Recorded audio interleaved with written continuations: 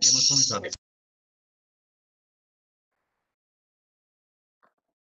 Bueno, eh, buenas tardes para todos quienes van ingresando, para asistentes y quienes están viendo este espacio de discusión y diálogo.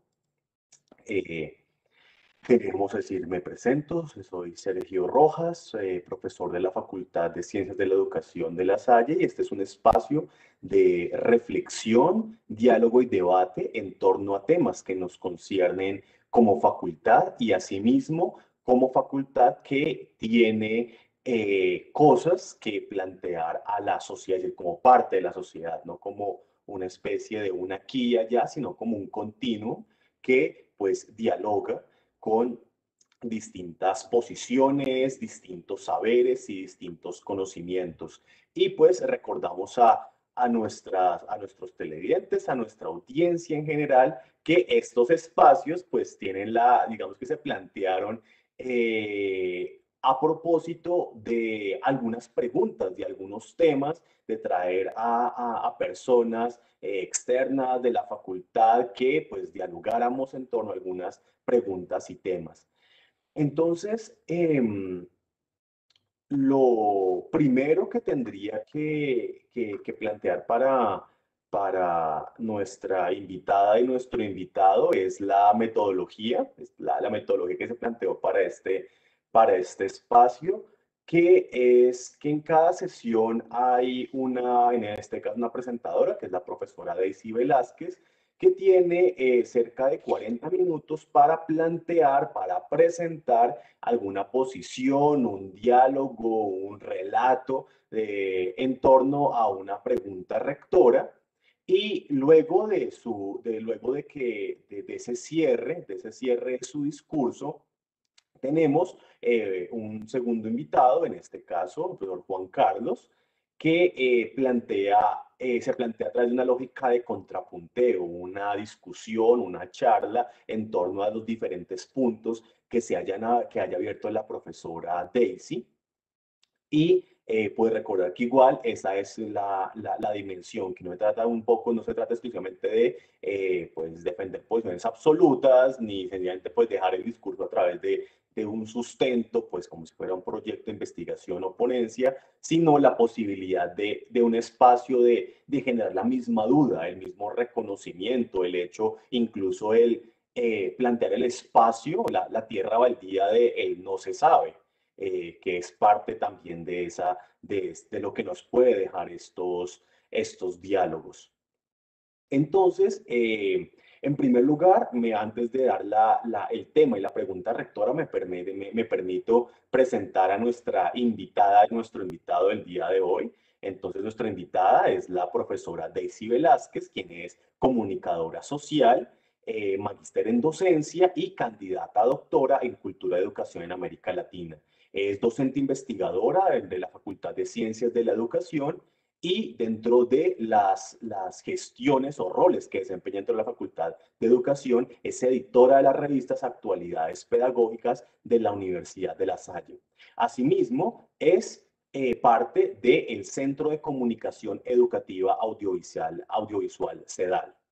Entonces, bienvenida, profe Daisy. Gracias, Sergio.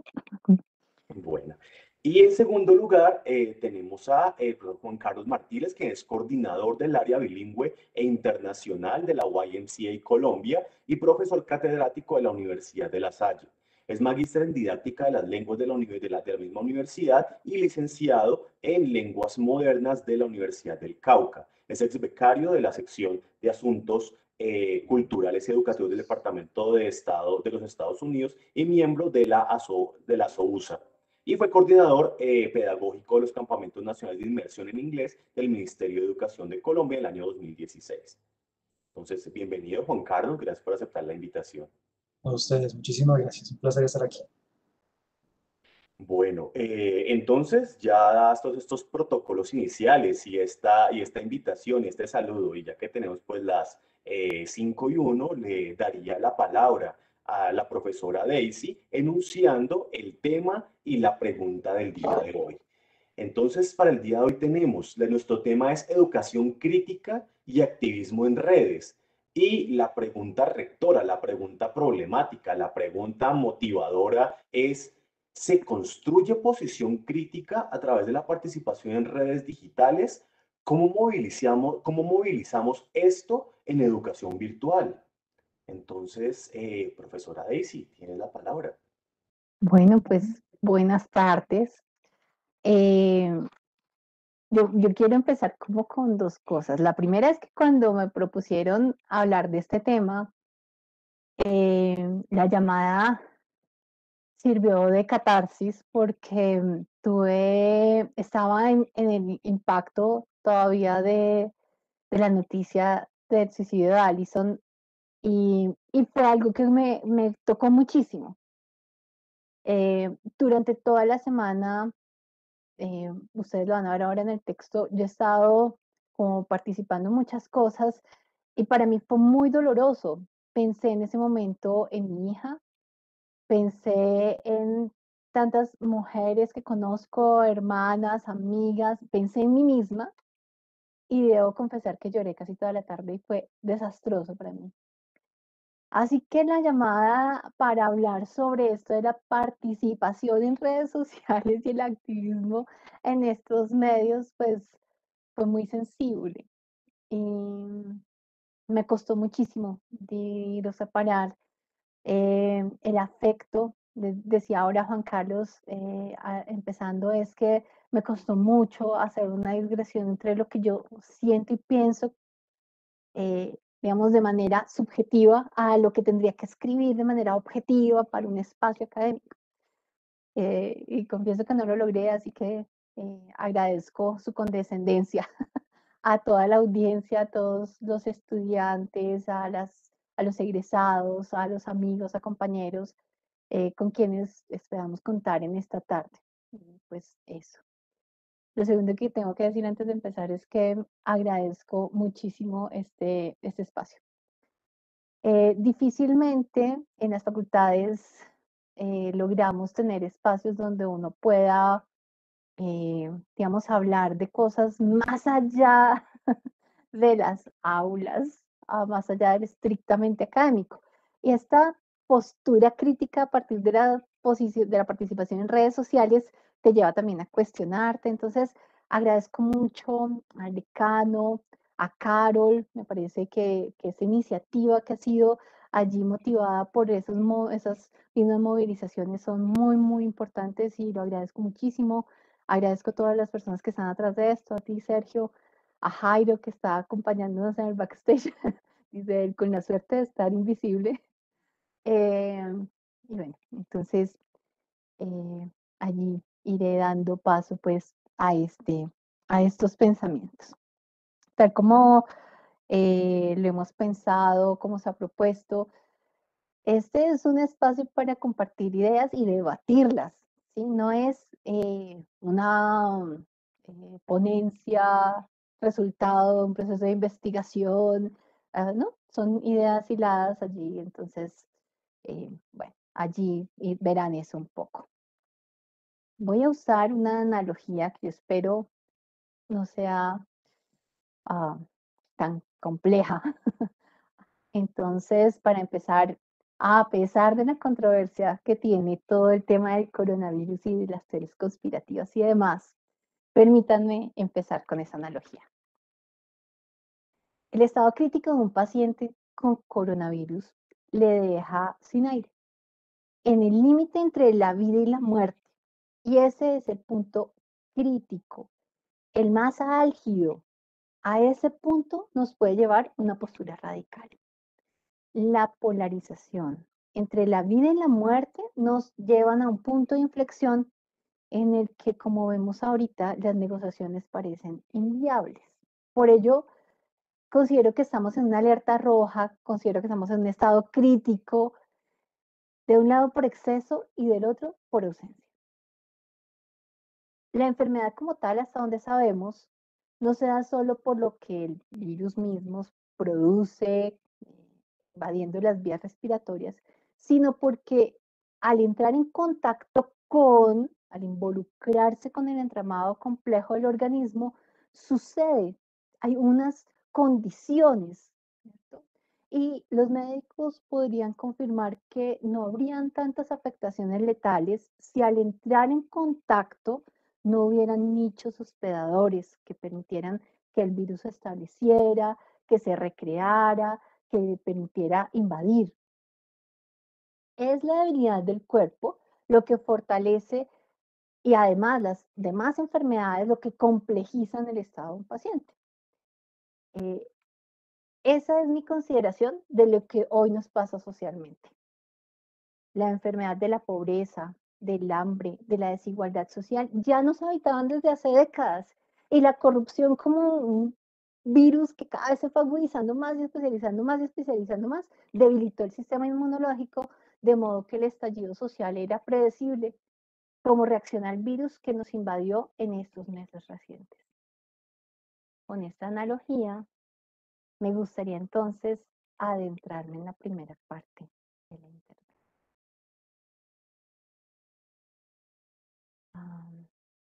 Lo primero, sobre lo crítico. Como Universidad de La Salle, nos hemos abanderado hace un tiempo del pensamiento crítico.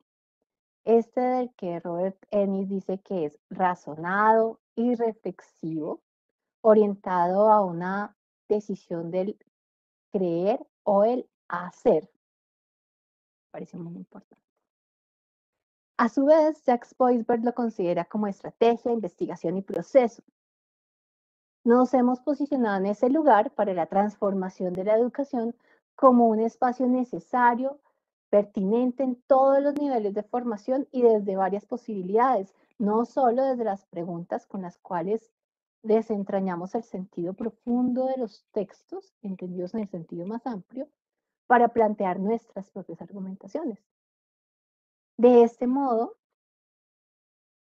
tener una postura, una posición crítica, implica haber podido considerar la mayor cantidad de opciones razonadas y reflexionadas. Son dos situaciones.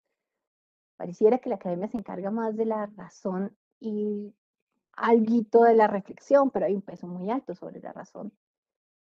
Y eso nos lleva a pensar en esas opciones que se encuentran, en esas opciones que tenemos reales para entender la complejidad de un contexto que ha sido observado, que ha sido estudiado, para poder tomar entonces un lugar, una postura y allí entonces, ahí sí, pronunciarse. Tener una postura argumentada que derive en una acción. Y esa, digamos, que será el caballito de toda esta conversación, y es que lo crítico adquiere sentido en la medida que se dirige a una acción individual o colectiva en el mejor de los casos. Las dimensiones para la lectura crítica de la que tanto me han escuchado hablar, de la que tanto me van a decir otra vez ya con sus dimensiones que han sido postuladas por Martínez de Toda, tienen como condición justamente la acción en contexto y con otros. Cada dimensión de esas 6 que ha postulado Martínez de Toda obliga a una postura crítica que sea materializada en algo asible. Lo crítico, encuadrado en el pensar, necesita del actuar. De modo que no basta con alfabetizarse, saber cómo se hacen los memes, cómo se circula la información, cómo realizar un post, cómo agregar, etiquetar, cómo crear un grupo. No basta con eso. Es necesario tomar conciencia, ¿cierto?, de qué implica participar en una red social digital, ser activo, ¿cierto?, porque conozco muchos que tienen redes sociales y que lo máximo que hacen es replicar. Y ese ser activo implica, además de tener esa acción, poder deconstruir y resignificar los mensajes para construir ahí sí una condición de ser social que como ser, ¿cierto?, como ente, está regulado por una cultura con la cual configura un pensamiento crítico que se materializa, dirá Martínez de Toda, por ende, en lo creativo, visto no solamente desde el lado estético y artístico, sino también con el mismo gesto de crear. Entonces, esas dimensiones, y Martínez de Toda insiste en eso, en que sin la creación lo demás quedaría vacío, tienen como casi que condición la creación. No podríamos hacer lectura crítica de ningún medio, de ningún texto, si no desencadena eso una creación. Por tanto, tener una postura crítica implica saber cuál es mi lugar de enunciación. ¿Desde dónde leo yo la realidad? ¿Cómo hago parte del conjunto interminable de miradas sobre la realidad? Entendiendo que la que yo tengo, esa mirada que yo estoy compartiendo, de la que yo tanto me vanaglorio, es una de las muchas posturas, que no es la única. Y en consonancia con eso, pues debo realizar unas acciones, debo crear, debo movilizarme. Y creo que hay una idea clave para dar respuesta a la pregunta que nos convoca. Pues efectivamente, participar de manera activa en las redes sociales implica un reconocimiento del sujeto en primera instancia para que desde su identidad logre un activismo digital con criterio y con conciencia. Espero por ahí que quienes nos están escuchando les vayan quedando cositas ahí como para discutir y participar y preguntar, que me parece todavía más rico. En el segundo lugar o el segundo apartado, quisiera ponerlo participativo. Y permítanme entonces retomar la analogía. El virus necesita de la participación de diversos agentes para mantenerse o restringir su acción. Ya sabemos que no desaparece, que el sistema inmunológico queda resentido y que en muchos casos quedan unas secuelas. Los agentes que participan pueden ser internos o externos. En los internos podríamos considerar las comorbilidades, pero también hay unos actores externos, unos factores externos como la presencia o ausencia de familia, un sistema de salud accesible, una posible cura, lo cual tiene unas implicaciones directas sobre los pacientes contagiados por el COVID. Este tema de la participación es un tema inmenso, un tema que llevamos conociendo y escuchando décadas. En la ONG con la que yo trabajo, hace más de 15 años propusimos una investigación desde la mirada interdisciplinar sobre el tema de la participación como un lugar de reconocimiento a partir de las postulaciones del investigador Alfonso Borrero para comprender lo más ampliamente posible el carácter polisémico y multidimensional del concepto de participación. En ese momento, y creo que desde allí, muchos otros productos que han resultado de esa investigación nos permitió comprender que la investigación como tal tenía un rol fundamental, ya lo mencionó Weisbert, para la formación del pensamiento crítico y por lo tanto la complejidad del asunto de la participación no puede restringirse a unos modos de actuación, a unos momentos históricos o a unos actores particulares. Con eso en mente postularé la segunda arista para dar respuesta a la pregunta, considerando que esa es solo una de las que pueden ser consideradas al pensar la participación desde las redes sociales digitales. La participación en redes debiera ampliar su horizonte de sentido, entendiéndolo más allá de la mera voluntad y disposición. En ese momento, los activismos digitales no deberían desligarse de la participación ciudadana que la muy bien concebida Constitución del 91 posibilitó.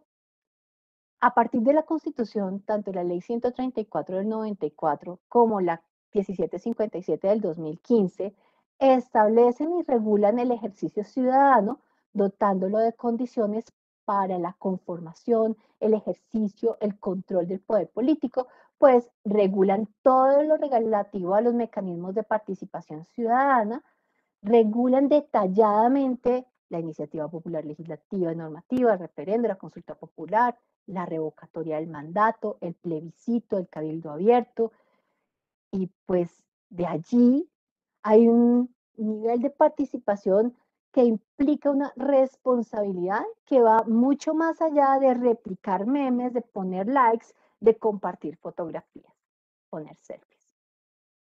Tomar conciencia sobre esas implicaciones empodera a los activistas digitales que usen las redes sociales no solo para la propaganda, sino para el despertar de la conciencia. Si todos lo conociéramos, si todos reconociéramos estas posibilidades de participación y no solo los parlamentarios oportunistas, nos haríamos un favor inmenso. Pero al desconocer las responsabilidades que implica la participación en los asuntos públicos, todos los likes, los memes, las citas en los plantones, las movilizaciones masivas y públicas, se tomarán ese empoderamiento de manera temporal y puede, ojalá que no, desaparecer tal como apareció. El gran fenómeno masivo de los activismos digitales, llamados también performativos por su carácter de emulación de la realidad, eso de ponerle filtros, de usar la foto en negro, de poner imágenes que simbolizan una causa, tiene entre los principales cuestionamientos la fugacidad de su actuar. Tanto el 15M como el Me Too, como tantas corrientes que hemos visto, como el ahora no a la reforma tributaria y hoy el SOS Colombia, parecieran ser solo tendencias de moda. Las redes nos han enseñado sobre la fugacidad del tema más que los propios medios masivos tradicionales. En el noticiero estábamos acostumbrados que después de contarnos sobre las masacres, entrábamos a ver los reportes y finalizábamos con las banalidades, ¿cierto? Las redes sociales nos enseñaron a hacer eso todavía más rápido, ¿cierto? Al deslizar rápidamente las publicaciones en esa variopinta composición caótica, asimismo desaparecen de nuestra memoria los diversos temas que procuraron un fugaz interés mundial. Ese es un gran temor que subyace la actividad en redes sociales. Y si bien los mecanismos de participación que acabamos de mencionar tienen, digamos, un marco regulador que evitaría que eso sucediera, ¿cierto? Como esto de que las tutelas sigan teniendo su efecto, que lo digan los miembros del cartel de la toga y sus secuaces, que el referendo siga siendo una palabrita que como que por allá nos suena, ¿cierto? Nos mueve. Los demás mecanismos también tienen un poder ciudadano que no debería caer en saco roto. Y como tengo tiempo, voy a usar este paréntesis. Yo puse allí un paréntesis en el que menciono que este saber sobre los mecanismos de participación en la constitución política, la democracia participativa, se lo debo a los grandes maestros que me formaron. Cuando en esa época los comunicadores sociales y periodistas nos enseñaban del gran poder de la comunicación, más allá de lo espectacular y fastuoso de las cámaras y el show mediático, nos enseñaron, nos calaron profundamente la responsabilidad frente a la comunicación, ojo, no solo frente a la información. Y hay una crítica chiquita a todo lo que pasa mediáticamente y la irresponsabilidad de muchos medios, ¿no? Cierro el paréntesis, perdonen que haga eso. Hoy que tantos nos hemos vuelto reporteros de a pie, todos deberíamos saber algo sobre esos mecanismos de participación, todos deberíamos reconocer qué posibilidades tenemos amparados en la Constitución, ¿cierto? Y saber algo de eso podría mantener la vigencia para que no fuera efímero este rol que estamos viviendo como ciudadanos activos en las redes sociales. La formación ciudadana, por lo cual muchas veces desconocemos esas normativas o estas condiciones, estas posibilidades, pareciera transitar entre algún capítulo de los libros de texto que a veces se revisa así como la ley Jaera, copien acá los mecanismos de participación, hagan un recorte y pegue de lo que son y chao. Y el imaginario persistente de que esto del ser ciudadano es un asunto de tener una cédula. Y en palabras más coloquiales, pues que usted tenga la posibilidad de ir a votar. Para no hablar de los residuos que aún quedan de esa mirada marginal que considera la ciudadanía como un derecho solo digno de quienes habitan las urbes. La formación ciudadana hoy implica la participación de todas las instancias y la inclusión de los activismos digitales como la posibilidad cada vez más patente a través de organizaciones, aplicaciones, movimientos ciudadanos, principalmente juveniles y estudiantiles.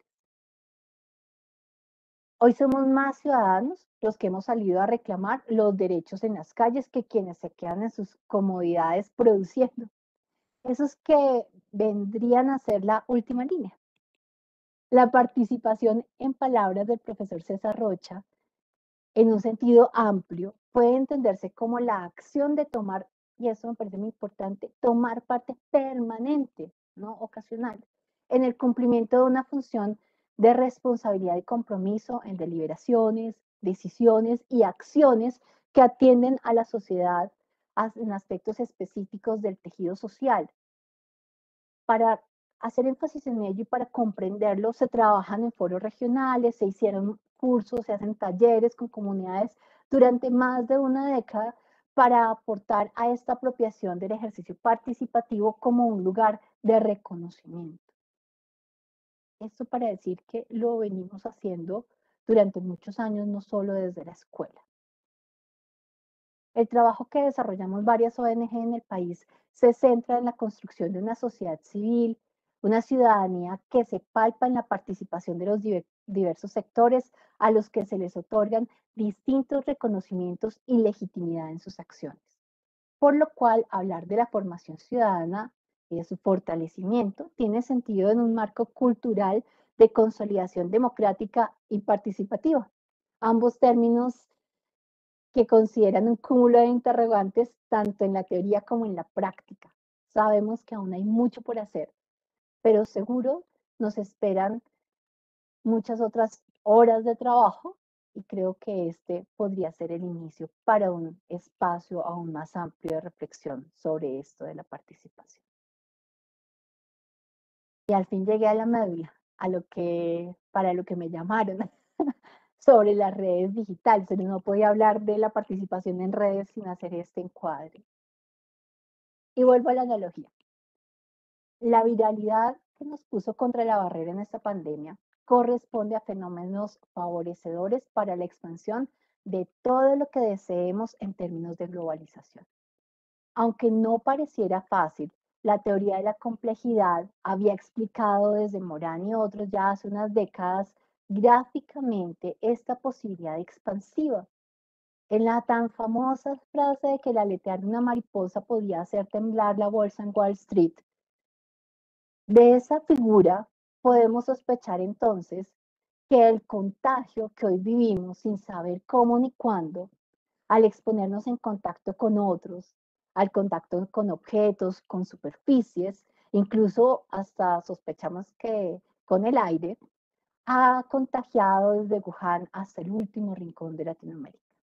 La viralidad de una idea con suficiente potencia traspasa los límites de las redes sociales, contagiando todo a su paso. Los medios tradicionales, las familias, los espacios públicos, la privacidad de nuestras conversaciones. Si bien las redes sociales nacen con la idea de hacer amigos, el principal alimento es la industria del deseo y la espectacularización de la que habla Guy Debord. Las redes sociales digitales se nutren en la exacerbación del morbo. Nos unimos a las redes sociales para saber qué está haciendo el otro. Y esas redes se alimentan de todo lo escandaloso y espectacular en los mismos términos en los que los periodistas de ahora publicitan en tantos noticieros, manipulando y desinformando. Ojo que dije publicitar. Si tú no has visto ese fenómeno social que estamos viviendo hoy en tus publicaciones, es que tus algoritmos de rotación están calibrados de manera que solo veas las fotos y los memes de tus actores favoritos. Contradictoriamente, al sueño de la libertad que se abanderó con la web 2.0 en la que todos éramos libres de publicar, las mismas redes sociales, hoy los grandes emporios económicos, censuran lo que los algoritmos a partir de las reacciones pueden considerar como desagradable o inaceptable. Se rechaza lo distinto, lo malo, lo obsceno, lo feo, el exceso de sangre, las escenas de sexo explícito, etc. Quizá así también nosotros deberíamos actuar repudiando, dándoles caritas tristes y demás a tantos ciudadanos corruptos para dejarlos por fuera de su accionar político. Las redes viralizan, es decir, que se expanden de manera incontrolada cualquier información, y ese es su gran poder. Mientras que los medios tradicionales contaban con un cierto margen, una frontera a la que anhelaban llegar, lo viral es incontrolable, muta, cambia, se tergiversa, se replica, reaparece, y entonces, como hemos visto recientemente en los medios tradicionales, esos son los que se nutren de las redes y por la convergencia tecnológica mantienen su vigencia como medios de información, aunque ya no tan masivos. No podemos desconocer el poder que tienen las redes sociales digitales, pero es necesario entender que este es solo un ángulo desde el cual la realidad se puede observar. Eso me lo han escuchado también en otros escenarios. No todo el mundo tiene redes. Cuando decimos todo el mundo, es que todo el mundo publica, no todo el mundo tiene redes. No todo el que tiene redes las consulta. No todo el que consulta redes sociales recibe mis quejas, mis reclamos, mis deseos, mis réplicas, mis consejos. Muchos de ellos me han vetado, me han eliminado. De allí que su impacto debe ser puesto en una balanza. Los jóvenes activistas no son propiamente los influencers de hoy. Y voy a hacer un pedacito sobre los influencers. Ese concepto que ha sido traído de la mercadotecnia más o menos del 2008 hacia acá, autores como Brown, Durkheim, se valen del poder de influir a otros como consumidores con figuras de renombre, ¿cierto? Para que se consuman ciertos bienes y servicios que al principio no eran tan populares.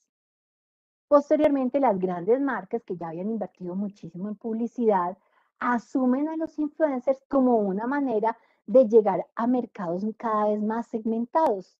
Y haciendo una extrapolación, la misma política se sirve de esos influencers y algunos movimientos sociales también los adoptan, de modo que este fenómeno se va empinando, al punto que yo misma he instado a varios de mis estudiantes a aprovecharlos, a que se vuelvan influencers y encuentren allí una ventana de visibilidad que antes no había sido vista.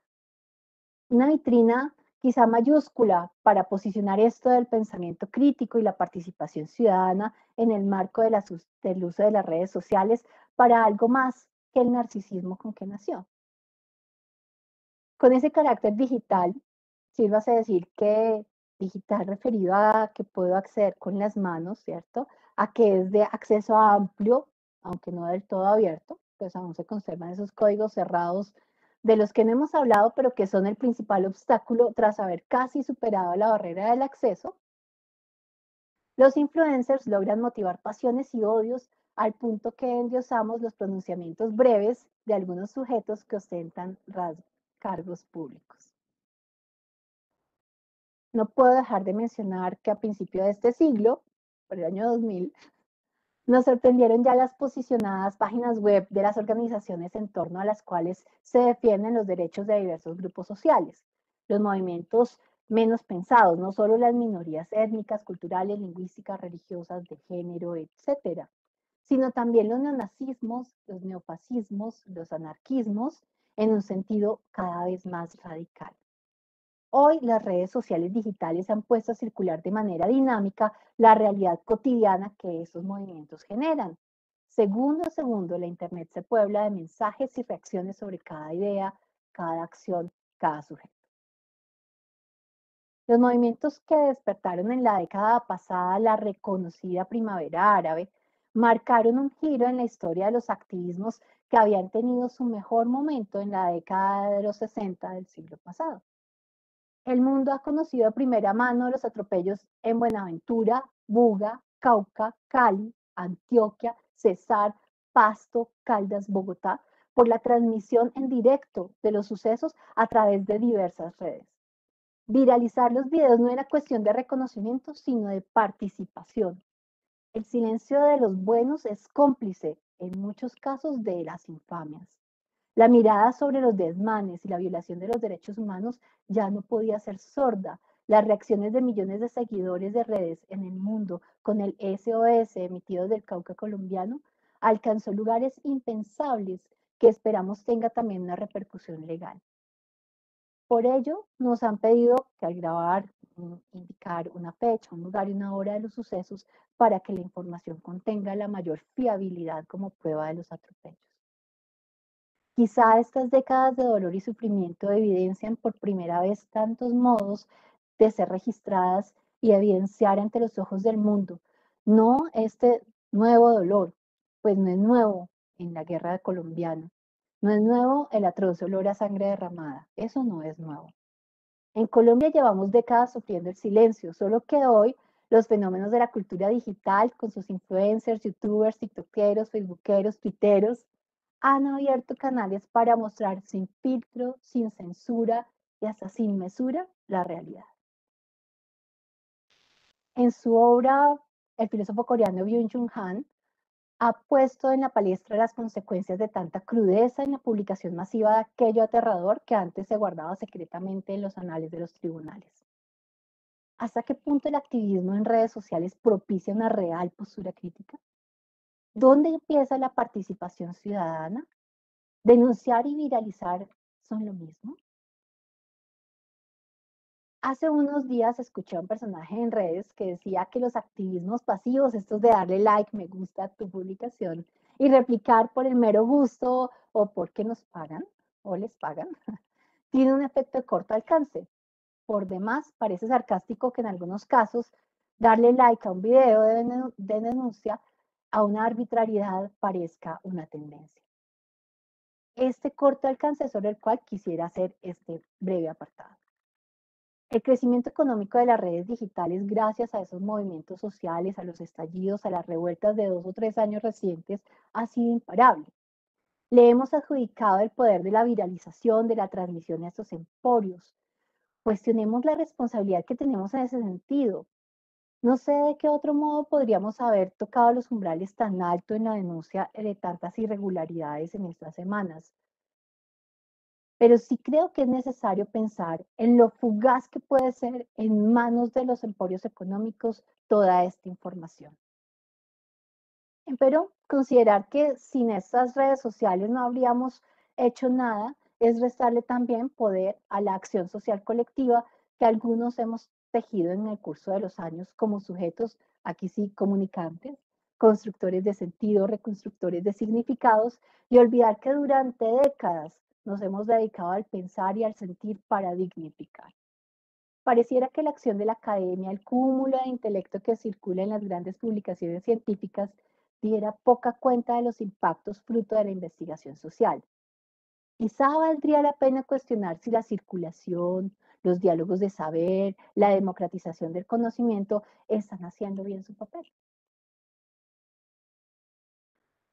Y para irnos conduciendo ya a la parte final en estos últimos minutos, me referiré a la pregunta 2 de este gran convocatoria sobre los movimientos, cómo movilizar esto en la educación virtual. Y lo primero que diré es que las movilizaciones, las actividades multitudinarias, los desplazamientos corresponden a la palabra más bella de la física, la dinámica.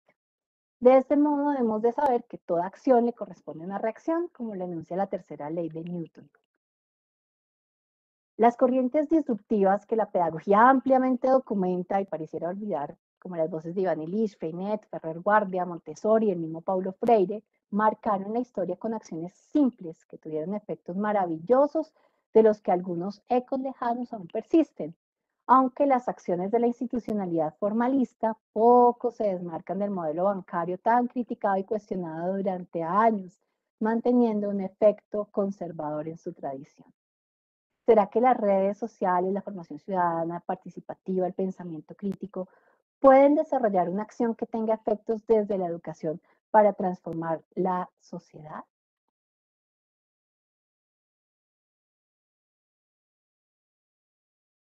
Hay un protagonismo no solo mediante el activismo digital, sino también sobre la masificación de las voces, los discursos, los gestos. Las acciones de la pandemia nos han llevado a transitar en la educación a otros lugares. Así que esa movilización de la escuela tiene hoy un lugar privilegiado en ese currículo oculto, en esa otra manera de educar más allá de los muros virtuales o concretos del aula. Y con esto entro al apunte final en el ámbito virtual versus los ambientes virtuales de aprendizaje. Algunos de los que hoy me escuchan saben lo que pienso de esto y al considerar que hay una educación virtual y una educación analógica, pareciera que estuviéramos hablando de dos formas de educar. Para mí realmente hay una sola educación. Hemos tenido que canalizarla por distintos medios y eso es otra cosa. Y que debiera adaptarse a otros lenguajes, eso es otro tema y es aún más distante. Así que diré que aquella idea para mí vital de Pierre Levy, a partir de lo cual lo virtual es otra dimensión de la realidad, implica un traslado de la realidad analógica de la escuela a la escala masiva en la dimensión virtual. Educar es un acto político que debe permitir el debate, la discusión, el diálogo. De eso debiera encargarse la educación, no de formar borregos. La educación en las aulas virtuales se ha convertido en el escenario perfecto para el consumo más pasivo de las ideas, un poco por el agenciamiento de los mismos maestros, pero también por esos distintos factores del contexto de los estudiantes con el que no podemos contar. Me abruman los silencios en las aulas. En este tiempo de asistencia remota me abruman porque el silencio adicional al modelo imperante en las clases ya institucionalizadas, con el modelo bancario, con la violencia simbólica de que se habló ayer, es cada vez más fuerte con la consideración de que somos entretenedores en la conducción del aprendizaje. El docente es juzgado por su dominio o no de las herramientas tecnológicas, por su capacidad para crear actividades lúdicas, por esa queja que ayer quedó en el aire de poner al estudiante en el centro y dejar al profesor al lado, a la vera de la evaluación, del contento y del aplauso de sus audiencias. El diálogo nos formaba para las interacciones lingüísticas, para compartir con sujetos participativos, críticos, creativos. El diálogo, si se puede llamar así, con las pantallas, pero aún con cámaras apagadas, porque nuestra capacidad tecnológica instalada sigue siendo insuficiente en el país, es una utopía. Yo puse ahí quizás una distopía. Dudo que el activismo en redes sociales cale en los espacios escépticos donde existen estos monólogos áulicos. Ayer lo mencionaron, el miedo al error, a ser juzgados, el miedo a hablar paraliza.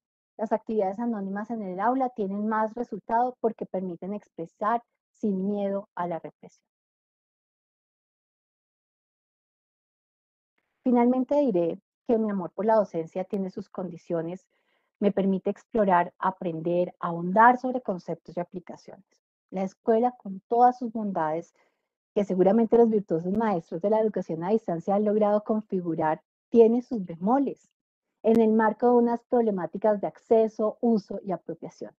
Sin embargo, tengo la gran satisfacción de ver egresados y docentes de distintos programas como activistas sociales en las redes digitales, como voluntarios, como miembros colectivos, como parte de ONGs, dando cuenta de todo eso que han aprendido para decidir y servir.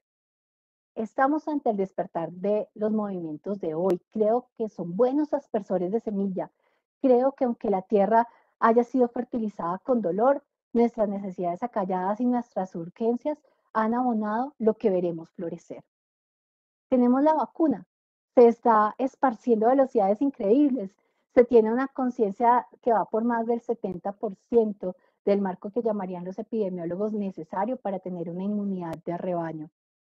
Que el virus sea depende también de la respuesta del cuerpo que lo recibe. Ojalá pronto podamos ver todos que el virus de la corrupción logró ser saneado en nuestro cuerpo-nación y sepamos llegar a un buen puerto a pesar de sus secuelas.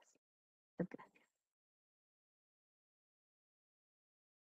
Muchas gracias, Daisy, por ese texto, esas reflexiones. Creo que, Alberto, pues te doy muchas gracias. Es decir, el texto que con ese discurso que acabas de plantear que abrió, pues a mí me dejó acá, esperando no sé cuántas la dejaba a Juan Carlos, pero acá yo tengo tomando notas y las preguntas que abre, los temas que abre, lo que pues simplemente vemos en esas tierras incómodas de frontera para pensar y la que nos deja preguntas que dejan por ahí ecos, que dejan elementos y uno dice, bueno, y aquí, ¿cómo se hace el contrapunto? ¿Qué se discute? ¿Qué hay por hablar? ¿Qué hay por construir? Aquí y pensando pues también lo último que mencionabas en tu última parte de preguntarse por ese silencio tan temido, esos elementos que quedan allí como una sospecha de pasividad. Pues te agradezco entonces ese texto y esos 10 elementos que dejan. En ese caso no me, creo que con tantas ideas, menos mal yo en este momento no estoy contrapunteando, sino que es el profesor Juan Carlos, a quien en este momento me permito darle la palabra para plantear sus puntos de discusión con lo planteado por la profesora Daisy. Y antes de dar la palabra a Juan Carlos, me pido también pues dos saludos que vienen allí. Por una parte, como mencionaba Daisy, al profesor director Jairo Galindo, que está en el backstage. Le agradecemos pues toda su labor detrás de cámaras, funcionando precisamente a propósito de redes sociales y de planteando todo el tema de difusión a través de redes. Entonces, muchas gracias al profesor Jairo. Y también un saludo de el decano Guillermo Londoño nos manda un saludo cordial a todos los asistentes a esta sesión. Entonces, ahora sí, después de esto, le doy la palabra a Juan Carlos para comenzar a construir los contrapuntos. Entonces, Juan Carlos, tienes la palabra. Bueno, muchas gracias, profesor Sergio y profesora Daisy, pues completamente fascinado con la articulación de las ideas expuestas. No va a ser fácil, déjame decirte, no va a ser fácil hacer un contrapunteo, sobre todo porque coincido en muchos de los postulados, en su gran mayoría, pero quiero partir en esta conversación destacando algunos aspectos porque no ha sido fácil las circunstancias que estamos viviendo hoy día. Ha sido un reto para nuestra salud mental poder procesar tanta información, una lluvia de información constante que no nos da tiempo para reflexionar cuando ya hay un nuevo evento que directa o indirectamente nos toca. Yo soy patojo, mas no payanés. Y debo confesar que las situaciones que están sucediendo en el Cauca, por supuesto, me afectan directamente. Gracias a las redes, de hecho, me entero mucho más rápido de lo que sucede eh, antes que mis propios familiares me digan esto es lo que está sucediendo. La información está llegando a unas velocidades increíbles y por supuesto surgen muchas dudas de lo que está sucediendo en el contexto actual, más porqués, más dudas que certezas.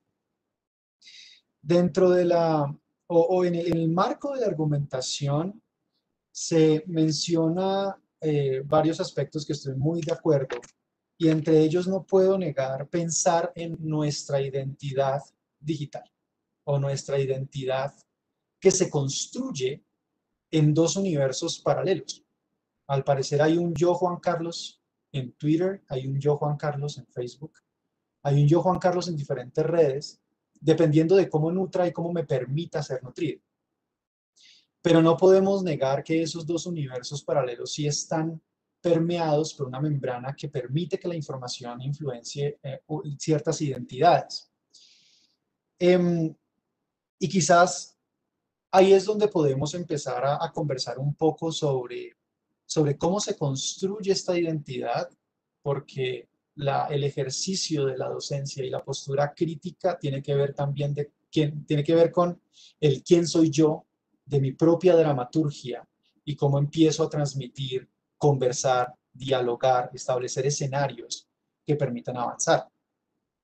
No hemos sido ajenos en donde los contextos del salón de clase ya pierden completamente esa barrera, en donde los estudiantes han expresado completamente sus sentimientos frente a la situación y hemos abierto esos espacios de diálogo y también de conversación, porque nos rodea la información y a veces no sabemos cómo procesarla y muchas veces ni siquiera la cuestionamos.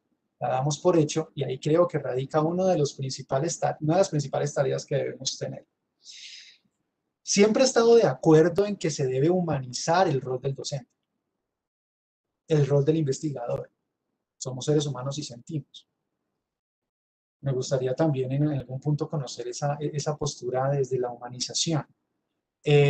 Si bien estamos en la investigación, no somos ajenos a lo que sucede alrededor. Y desde nuestras propias pasiones podemos tener ciertos niveles de participación.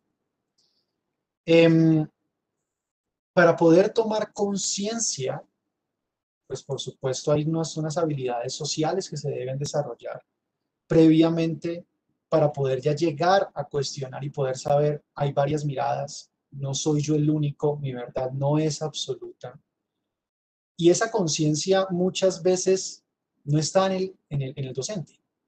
¿Cómo desde nuestra propia identidad y desde nuestras propias pasiones podemos cultivar esa conciencia en nosotros mismos? También soy partidario que para poder liderar a otros, yo debo primero liderarme a mí mismo. Hay un dicho que yo manejo mucho en la organización o en la ONG en la que trabajo y es: Juan le dice a Carlos y Carlos le dice a Juan. Porque también hay un diálogo interno, también debo aprender a liderarme a mí mismo. Y en ese liderazgo, en ese autoliderazgo, pues se construyen muchos de los procesos didácticos, reflexivos e incluso de empoderamiento personal y empoderamiento a otros. ¿Cómo podemos cultivar ese autoliderazgo en este universo tan complejo que también tiene que ver con esa posición de pensamiento crítico que a la final nos interesa como sociedad que se pueda cultivar? La ciudad, tanta información está llegando en este momento que incluso muchas veces debemos levantar la voz y decir y lanzar preguntas incluso que no tienen una respuesta inmediata. ¿Cómo problematizamos esto? ¿Cómo se crea una conducta de problematizar? En un sentido de, hay una situación, ¿qué preguntas pueden surgir de esa situación? ¿Y cómo puedo llegar como docente, influenciado por las redes o no, convertir esta situación en un hecho pedagógico, en un hecho que permita construir? Hemos visto la creación de unas frases y unos simbolismos muy fuertes en esta situación tan compleja que estamos viviendo. El hecho, por ejemplo, de ver estatuas que ya no están, todo el simbolismo histórico y la reacción de muchos frente al entendimiento de, ¿cómo están diciendo? Te duele cuando rayan una pared, pero no cuando me ultrajan. ¿No? Hay todo un sentido frente al simbolismo del lenguaje.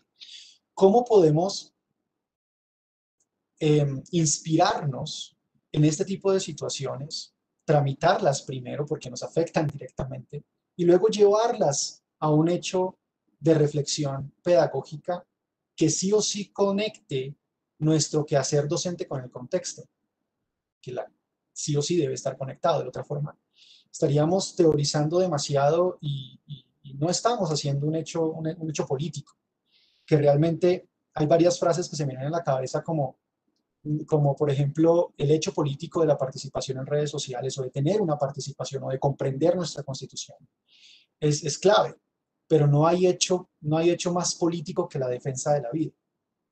¿Y cuál es nuestra postura frente a la defensa de la vida? Hemos visto el tema de privilegios y las redes sociales, acceder a una red social en nuestro contexto ya es un privilegio. que las personas que nos están escuchando en este momento tengan la oportunidad de tener un aparato, llámese computador, tablet, celular, y que tengan una conexión a Internet. Ya están haciendo uso de un privilegio. ¿Cómo podemos entonces entendernos desde los propios privilegios para también volverlo un hecho educativo? Raya un poco el hecho de pensar para muchos que el privilegio es un derecho. Cuando yo siento que mis privilegios me los están quitando, entonces realmente entro en acción y en participación. Y lo hemos visto. Y ha sido agresivo y ha sido violento. No por mencionar lo que pasa en el norte del Cauca y lo que pasa en el sur del Valle del Cauca. Esta frontera tan compleja, que históricamente ha sido muy difícil entender el por qué sucede la violación a tantos derechos humanos en estas regiones. Sí o sí, nos podríamos volver unos influenciadores, unos influencers. Y me encanta la invitación que haces a tus estudiantes de decir, venga, tenemos un poder, sí, hay un privilegio, usémoslo de la mejor manera posible. Tenemos una voz, una plataforma que permite que las ideas se puedan multiplicar tan rápidamente, ¿no? Y así como hubo boicots, entre comillas, a las conversaciones de las Naciones Unidas, donde habían convocatorias masivas, y entraba mucha gente y decía, SOS Colombia y el ya tan reconocido nos están matando. Ser joven en este país parece ser un crimen. Alzar la voz parece ser un crimen. ¿Sí? Incomodar, ¿no? Desde la protesta social parece ser un crimen.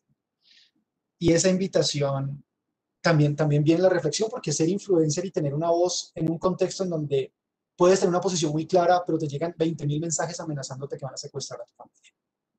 Los hemos visto. Nuestros jóvenes sociales que están en comunidad y que tienen una voz, gran parte de su día es lidiar con las amenazas.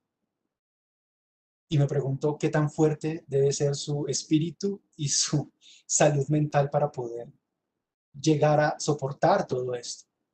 Y ahí traslado la pregunta a nosotros y es, ¿qué estamos haciendo? ¿Cómo lo podemos cultivar dentro del aula de clase? Porque ya no se trata del miedo a que voy a perder un examen. Ya el miedo incrementa de otra forma. Entonces el activismo social o el activismo digital o el salir a las calles, que yo admiro mucho a las personas que se ponen en primera línea, ¿no? Y la terminología que han estado de que los tratan de vándalos y toda la historia que hay detrás de la palabra vándalo, ¿no? Aquella persona que ha sido desatendida por el Estado y que no tiene otra opción. Hay toda una historia mucho más profunda sobre el origen de esta palabra, pero al final cuando se conversa y se habla con los jóvenes que están en primera línea, se les pregunta por qué están ahí y sus respuestas su respuesta textual está vinculada a porque nunca en la vida había comido tan rico. Entonces, se crea un sentido de pertenencia muy potente. Su vida toma un significado mucho más grande que ellos mismos porque se les ha dado una oportunidad y de esa oportunidad de cambio. Entonces, las redes sociales están viralizando completamente esto y estoy completamente de acuerdo contigo con el tema de los algoritmos. ¿Qué hacer, por ejemplo, para evitarlos, ¿no? También hay técnicas y estrategias para decir, oiga, Facebook, Instagram, no les voy a regalar una información y cómo yo puedo aprender a utilizar todo esto. Gran debate hubo sobre WhatsApp y el abuso de privacidad. Entonces hay toda una hegemonía desde el poder político de querer controlar nuestras acciones. ¿Cómo creamos conciencia desde ahí? Porque no solamente se trata de voy a ser un influencer, sino cómo puedo aprender a manejar estas herramientas de la mejor manera posible, entendiendo que si bien están hechas para ser amigos, para conocer gente, también una de sus últimas justificaciones en Facebook es una herramienta política. Después de todo lo que pasó con Analítica. Entonces, todo ese tema de los influenciadores que están ahí, llegan por todo lado y muchas veces ellos mismos, los influenciadores del mercado, no pueden tener o no deben tener una voz justamente porque les quitan los patrocinadores y esas partes de su trabajo, ¿no? Entonces uno dice, muchas veces hay un miedo instruido y personalmente lo digo así, ¿por qué tenemos ese miedo? ¿Por qué tenemos ese miedo como educadores de alzar nuestra voz en estas plataformas también y ser un ejemplo así? ¿Será porque tenemos miedo a perder nuestro trabajo? ¿Será porque tenemos miedo a que nos tilden de X línea política? Quizás sí, quizás no sea nuestro interés, quizás, como también decía, no hay nadie más cómplice en este momento quien guarda silencio y no dice y no alza su voz. Entonces, ¿cómo podemos construir también ese sentido desde quienes tenemos un poder en el aula? Porque los estudiantes nos observan como una autoridad. ¿Cómo podemos entonces conectar todo lo que está sucediendo? Finalmente, pues esto nos empezaría a crear quizás una movilización un poco distinta. Y yo sí agradezco a la Universidad de La Salle que esté tomando estos espacios, porque justamente esto es un ejercicio de también dar nuestra voz desde una postura política, que muchas veces no tenemos la oportunidad, ya sea por la necesidad de la nota, ya sea por la necesidad del trabajo final, ya sea por la sustentación, lo que sea. Pero este es un momento muy claro para entender que necesitamos conectar aún más y más que nunca la academia con el contexto, porque al final tenemos cierto poder de autoridad. Entonces, ¿cómo lo logramos movilizar? ¿Cómo rompemos esos miedos? ¿Cómo logramos utilizar todo esto en el beneficio de la educación? Porque es nuestra pasión, más allá del área específica, queremos jóvenes, adultos que estén en la capacidad empoderada de servir a los demás, de transformar, de inspirarse para construirse a sí mismos y de construirse y volver a construirse en una nueva realidad. Y ese es el ejercicio de la educación, nunca vamos a terminar. Entonces, ¿cómo lo logramos? ¿Cómo podemos avanzar? Quizás ejemplos prácticos, quizás algunas reflexiones concretas del aula que hayamos tenido o que profe Daisy, su merced, haya tenido quizás ya en la interacción concreta con los estudiantes y digamos, esto es un ejemplo práctico. No sé, de verdad, no sé si eso haya sido un contrapunteo o más bien una serie de halagos a la presentación, mm, pero sí me quedo con muchas dudas porque es muy amplio el ejercicio de entender las redes, entender la educación y la construcción de un pensamiento crítico, que no nos comamos todo lo que vemos en redes sociales porque es tenaz, hasta por nuestra propia salud mental. Entonces, muchísimas gracias de verdad por ese hilo tan bonito, ¿no? Si esto estuviera en Twitter sería un hilo maravilloso que lograríamos construir y que seguramente tendría muchos retweets y muchos quotes y muchos corazoncitos también. Gracias, profe. Pues haces como la pregunta de todos los eventos, paneles, actividades, es el cómo, ¿no? Yo creo que ah, hemos, nos hemos vuelto como unos buscadores de fórmulas. Como que si quisiéramos poder resolver cosas sabiendo cuáles son los procesos, los procedimientos, las herramientas, las estrategias. De por sí hemos direccionado tantas tesis de maestría, de pregrado, en esto de la búsqueda de estrategias para enseñar pensamiento crítico, para desarrollar pensamiento crítico, para la lectura crítica de medios, que ya hay un punto en el que tú dices, sí, hay muchas propuestas, pululan las propuestas y no son nuevas, o sea, no es 2015 para acá, es de muchos años. Pero quizás debiéramos, y ahí me iría más a la apuesta de el IPECAL y de Estela Quintar a buscarle el sentido. ¿Sí? Quizás nuestra pregunta por el cómo es muy afanosa, pero deberíamos preguntarnos, detenernos un poquito y preguntar, ¿para qué? ¿Y para qué queremos resolver el tránsito de educar en las redes sociales. ¿Para qué? ¿Qué queremos al formar a nuestros jóvenes en el correcto uso de redes sociales, si es que hubiera un correcto uso? ¿Para qué? ¿Cuál es el sentido de traer influencers? ¿Cuál es el dotar de sentido? Ahora, no dotarlo desde la instancia institucional, nosotros decimos debe tener sentido para, sino que ellos mismos, y asociado a la primera postulación que planteas sobre la identidad, casi que vincule lo que está sucediendo y lo que quiere exponer hacia afuera con su propio ser. Y de allí, pues, adquiere un sentido que tenga mayor raíz, mayor envergadura, que pueda transformar y tenga efectos de más largo aliento. Y no solo para cumplir la tarea o para graduarse, como lo mencionaste también. Creo que tenemos muchas preguntas sobre la identidad y yo alego, y me permiten este paréntesis, como yo soy hija de Guajira, entonces mi rastro ancestral con los guayús es muy fuerte.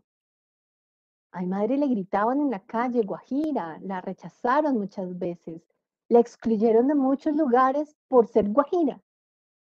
Y ese rasgo, esa ancestralidad, digamos que me impide tomar una postura más mediada, más reguladora, más centrada y menos emotiva frente a esto de la membrana que permea la identidad que tú mencionabas, ¿no? Es difícil apartarla porque cuando nosotros consideramos que la construcción de identidad está dada a partir de lo que social o culturalmente tenemos, pero eso ha sido negado, es vetado, es cortado, porque no, eso está bien visto en esta sociedad, eso es terrible. Usted no vaya a mencionar que usted de esas, no, eso mejor dicho, eso olvídelo prácticamente, bórrelo de su historial, porque pues le va a cerrar puertas, va a hacer que muchas personas le rechacen, y bueno, lo vivimos pues por la experiencia con mi mamá, entonces eso hace que uno como que bloquee esa identidad propia y asuma una identidad externa, y quizás en los jóvenes lo que estemos viendo es que es más fácil adoptar una identidad sobrepuesta, no sé si ficticia, en las redes sociales donde pueden ser activos, hablar, gritar. Conozco muchos casos de jóvenes que pertenecen a familias ultra uribistas y están a favor del paro y no pueden hablar con su familia, entonces todo lo que publican, todo su desfogue es a través de redes sociales. Entonces, su identidad está, esa membrana permea, ¿cierto? Pero también obstaculiza en algunos momentos por la misma cultura, la misma sociedad y la escuela también, ¿no? Les decimos pues que si los indios fueron colonizados porque eran brutos, ignorantes y necesitaban una cultura, una religión, una lengua, porque todo lo que ellos sabían no era pertinente, entonces, pues claro, eso hace que haya unas negaciones y unas disputas bien fuertes sobre la identidad y alego muchas veces que el hecho de habernos cortado e impuesto tantas cosas pues hace que fácilmente neguemos nuestras raíces y quiénes somos, ¿no? Y por eso ese reconocer quién soy yo antes de iniciar el diálogo, reconocer quién soy yo como maestro y por lo mismo plantear un lugar de enunciación y poder a partir de allí contar cosas, entonces pues me parece vital, necesario, creo que es casi que obligatorio, ¿no? Uno debería poder reconocer que ese es su lugar de enunciación y fácilmente ponerlo en diálogo con lo que pasa. Hubo una mención muy importante a este boom de la desinformación que tenemos, a esta infoxicación que ha sido también muy investigada. Y creo que esa es una de las tareas, varios estudiosos del pensamiento crítico la proponen, y es que logremos casi que establecer un mecanismo para clasificar, bueno, procesar información, clasificando, seleccionando y sabiendo, y como identificando que sí, que no. Y esos filtros que, ahora vi por ahí una pregunta que tenía que ver con los algoritmos, y los algoritmos a veces parece que lo hicieran por uno, le dicen a uno que sí, que no. Entonces, tú debes ver esto no. Te sugiero que veas esto. Entonces, por eso te aíslan como del contexto de lo que pulula en la red y te filtran un pedacito. Y tú mismo puedes establecer esos filtros. Claro, cada vez que tú buscas, que seleccionas, que das like, que te unas a una causa, él mismo te va seleccionando. Entonces, digamos que ahí ya él va haciendo parte de la tarea, pero la tarea gruesa realmente es que nosotros verifiquemos fuentes, que aprendamos un poco a detenernos frente a lo que recibimos y pensar dos veces, bueno, la pregunta que nos han enseñado a hacernos, ¿no? ¿Es útil lo que va a publicar, lo que va a decir? ¿Es útil? ¿Es necesario? ¿Tengo cómo sustentarlo? ¿Hay evidencias de? ¿Cierto? Y entonces uno ya como que deja de viralizar las cadenas eh, de premios y, y de cosas de esas que nos llegan masivamente. Humanizar la investigación creo que es la tarea en la que estamos al debe todavía. Todavía. Cumplimos con los protocolos. Nuestro director dice con alguna frecuencia que procedemos como los miembros de los gabinetes con el cumplimiento. Entonces cumplimos aunque mentimos, cumplimos con llenar formatos, cumplimos con las encuestas, cumplimos con llenar estadísticas, cumplimos, pero realmente no nos logramos humanizar en esto que estamos investigando o indagando. Ayer decían, bueno, los investigadores deberíamos nombrar como coautores a esas personas con las que dialogamos. O sea, durante años hemos hablado de esto, de manosear las comunidades, vamos, las conocemos, estamos con ellas, las interrogamos, sustraemos la información, publicamos, obtenemos nuestros títulos y se nos olvida que esas comunidades pues, pusieron su fe en nosotros. Y entonces, pues no, yo ya obtuve mi título. ¿Hay algo más antinatural que yo logre y es que escarbe robe la información? Bueno, la robo con permiso porque les hago firmar el consentimiento informado, pero y ya, no pasa nada. Bueno, de pronto publico un artículo y ya.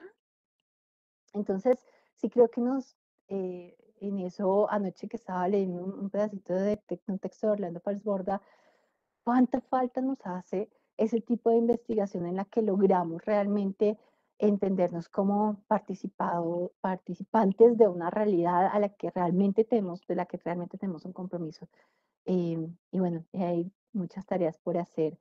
Esto de que tengamos que cualificar la ciencia eh, teniendo muchos números y muchas evidencias, también nos pone como en ese vilo de, pero es que tengo que cumplir y la fecha límite y con ciencias o min ciencias me puso este plazo y tengo que entregar y esos límites hacen que nos distanciemos de la necesidad de humanizar.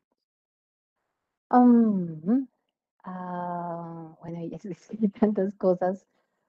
Bueno, y de pronto esto para ir redondeando. En las asignaturas, particularmente este semestre, estas 2 semanas, con todo lo que ha venido pasando, digamos que he procurado traer las imágenes de lo que está pasando, eh, imbuirlas en textos, además que curiosamente han coincidido. Por ejemplo, en semiótica estábamos abordando semiótica de la ciudad. ¿Cómo no hablar en semiótica de la ciudad de lo que está pasando? ¿Cierto? Imposible. Entonces, eso nos favoreció el diálogo. Hemos estado hablando de narrativas transmedia en otros espacios, entonces, ¿cómo no hablar de lo que está pasando con la circulación de información que tenemos para producir narrativas transmedias? Hablamos de la producción de textos a partir de las realidades. ¿Cómo no producir textos cuestionándonos lo que está pasando? Entonces, bueno, en esos distintos espacios creo que se ha podido realizar una disposición muy bonita de los estudiantes. La sensibilidad de nuestros jóvenes, la aplaudo, la felicito, me agobia, me enorgullece. Lamento el silencio de la expresión. Esa será siempre mi queja.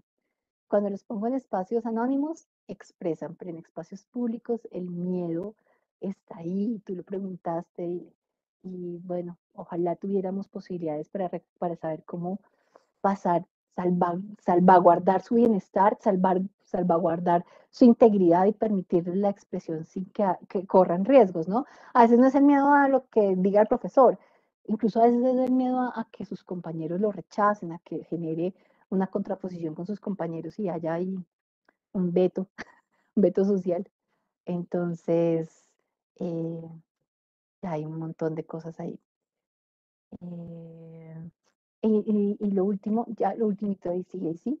Mencionaste los sueños o lo que sienten nuestros jóvenes en primera línea.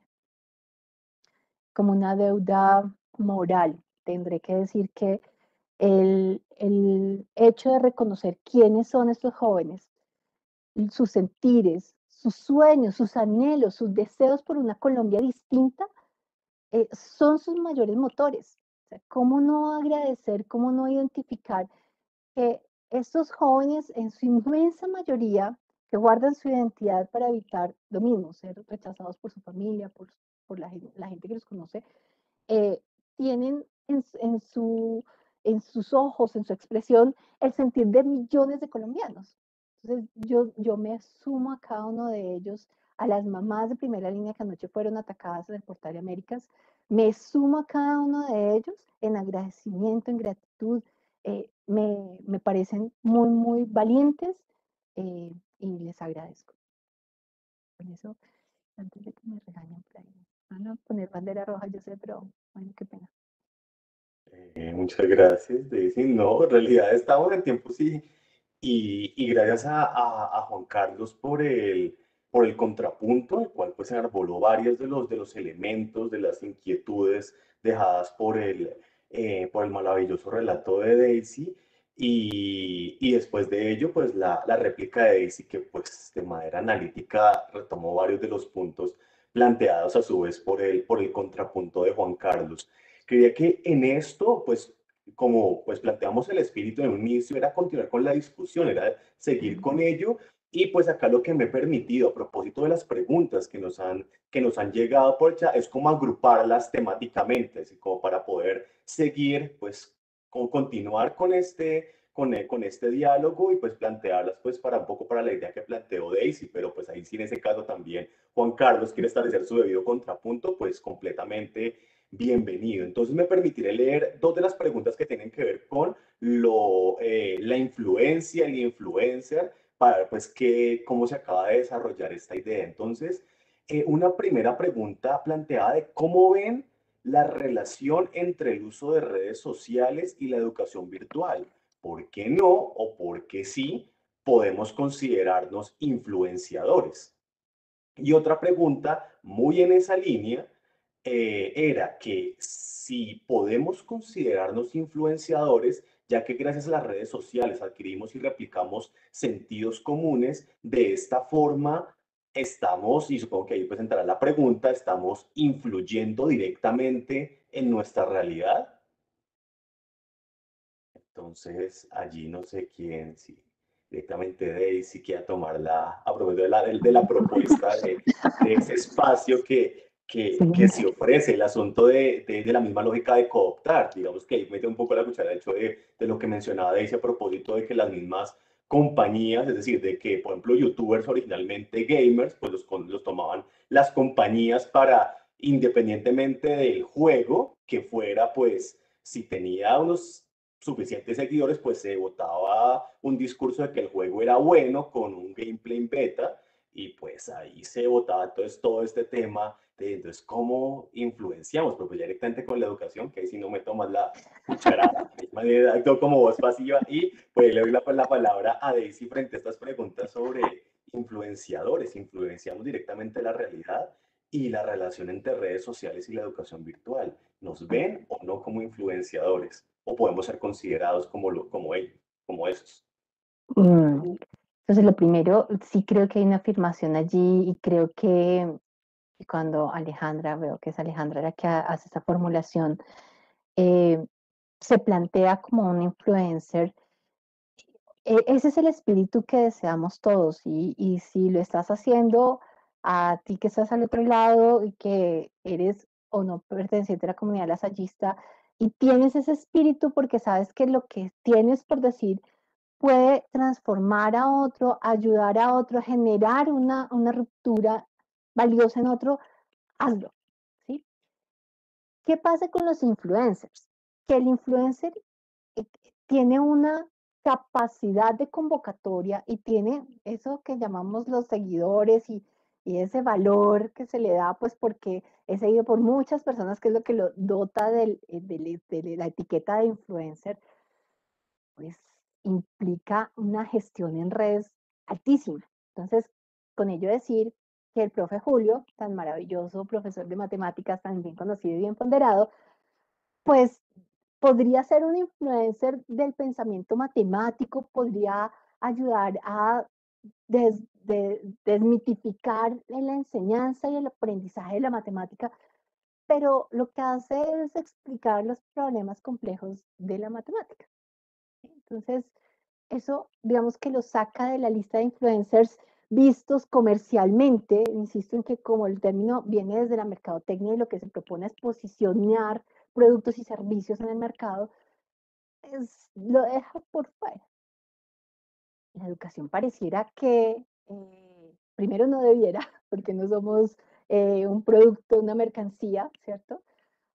Y aunque en algunos lados llamen a nuestros estudiantes clientes, pues yo por lo menos debatiré profundamente el hecho de que lo que hacemos en el aula sea, yo no le estoy vendiendo nada a mis estudiantes, ¿cierto? Entonces, esa discusión sobre la educación virtual y ser influencers la pondría en una amplísima tela de juicio, en una brecha muy alta, porque no creo que ese sea nuestro lugar, no creo que para eso estemos llamados. Lo que sí animo y por lo que animo a mis estudiantes es porque veo que ellos tienen nuevas ideas, tienen apuestas maravillosas. Tuve el semestre pasado un grupo de estudiantes con unas cualidades, por ejemplo, para el dibujo preciosas.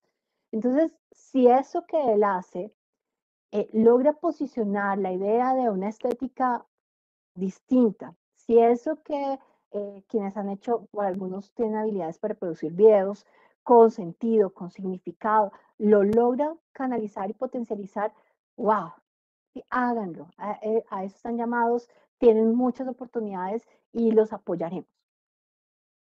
Pero la educación virtual como influencer, yo creo que tiene dos situaciones por las cuales no. Una, definitivamente que no estamos, me parece que mercadear con la educación es un asunto delicado. Y segundo, que el discurso del aula sigue siendo tan cuadriculado, ¿cómo decirlo? ¿Cómo decirlo? Es que no quiero ser, no quiero que me pongan un ladrillo en la cabeza la próxima semana. Uh, es tan cuadriculada, tan densa, que pues no empata con el del discurso de los influencers, que es light, que es de venta rápida, de mírame aquí. Esta lo mencioné, creo, con la producción de la cultura snack de Carlos Escolari, de los formatos cortos, de los formatos breves. Pues una clase de 3 horas no podría ser, no me haría youtuber nunca. ¿Sí? Una clase de 2 horas, no, pues jamás. Tendría que hacer un formato de 10 minutos, 15 minutos explicando la teoría con dibujitos, con gráficas, con animaciones muy espectacularizadas. Y para eso no estamos formados los docentes, generalmente no tenemos todos los recursos. Y no quiero decir que los docentes, algunos dijeron que porque éramos viejitos, no, sino porque estamos formados en otras dinámicas, estamos formados en la academia, estamos formados en otros discursos que no están tan empalmados con esto de producir medios digitales y publicitar y vender. Entonces, ese discurso pues, nos pone en una competencia muy alta, porque yo no me imagino como TikToker haciendo para mis clases. No, o sea, como que no empalmo. Creo que ahí habría que pensarse muy bien. Y bueno, ahora, lo otro es la educación virtual. Lo que sí ha hecho la educación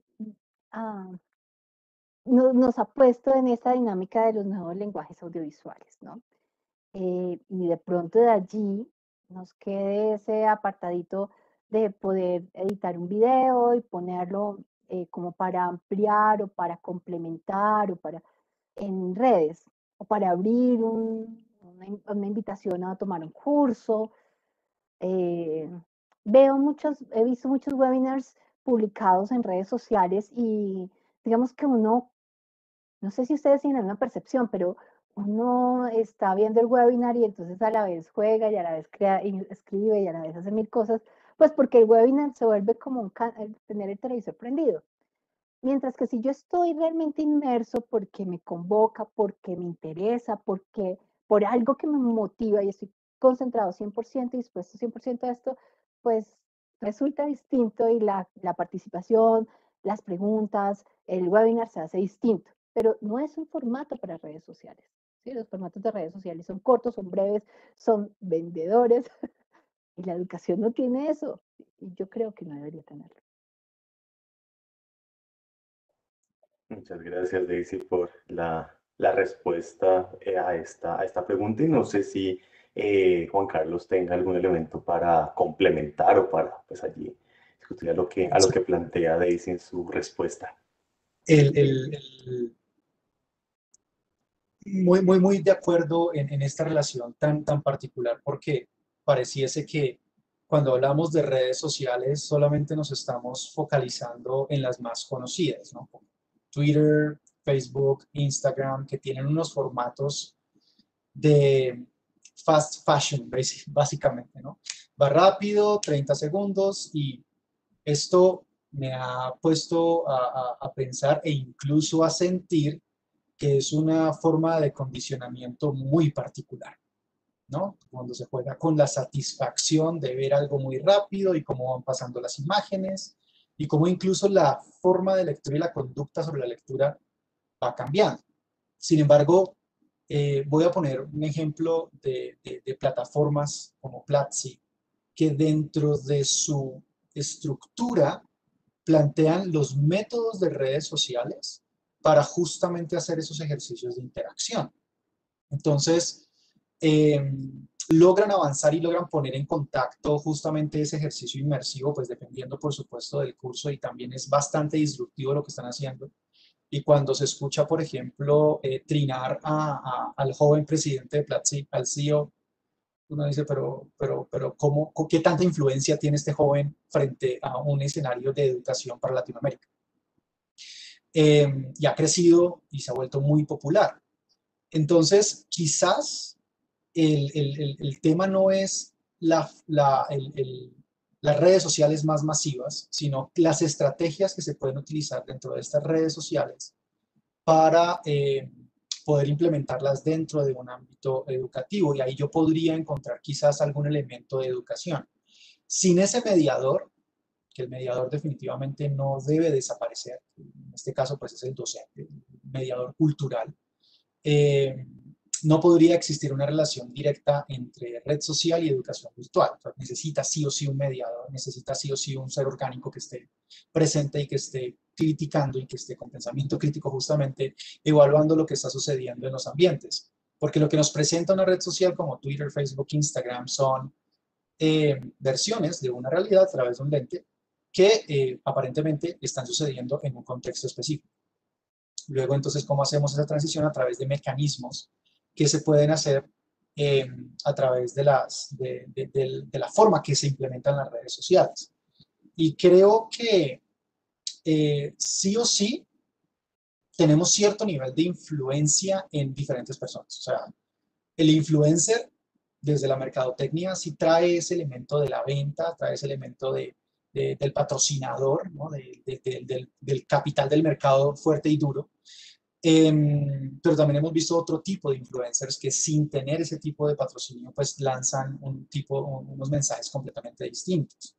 Entonces, yo estoy como parcialmente de acuerdo con lo que plantea también Alejandra, y es que si estamos influyendo directamente en nuestra realidad, puede ser que sí, como puede ser que no. Aquí es en esos terrenos baldíos, como decíamos al principio, de quién sabe. Porque a la final, pues estamos hablando de la realidad. Y aquí también estamos diciendo qué es lo que está influenciando, si está haciendo un eco tremendo en redes sociales o si realmente está teniendo una transformación en nuestro presente físico tridimensional.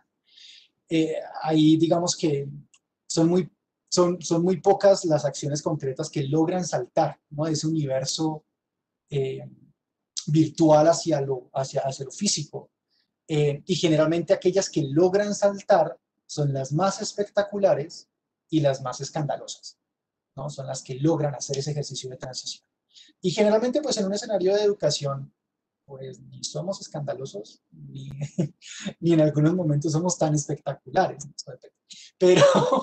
Pero, pero sí hay, logra hacer esa transición, pero realmente lo que sucede en redes es como si eso fuera un universo, como si estuviéramos diciendo, eso está pasando en Marte, ¿no? Eso no está pasando acá. Es una cosa completamente cibernética extraña y que nos afecta en nuestro pensar, en nuestras conductas, pero si viviésemos como si viviéramos en las redes sociales, uy,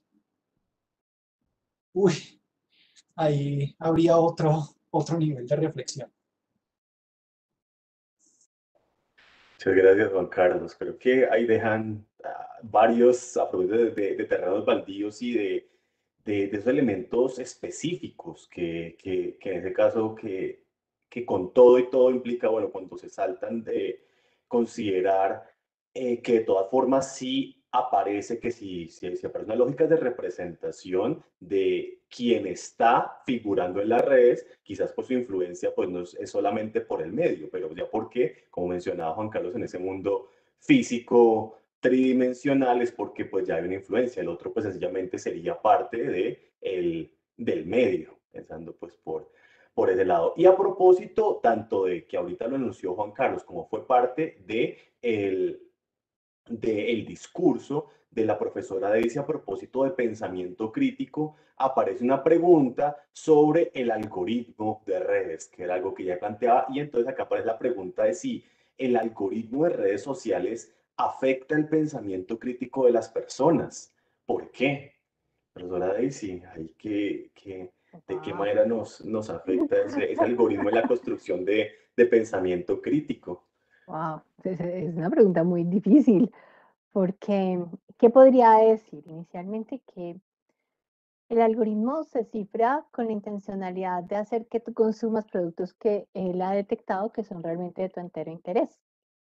Y digamos que podría favorecer el pensamiento crítico, como decía hace un rato, en la medida que tú logras filtrar y decidir. Y digamos que, por ejemplo, puedes decir, esta publicación no me gusta porque afecta mis intereses, porque ya lo vi, porque ya lo compré, ¿sí? Tienes esa opción. Pero de otro modo, afecta, diría yo, que en la medida que solamente te deja ver lo que tú quieres.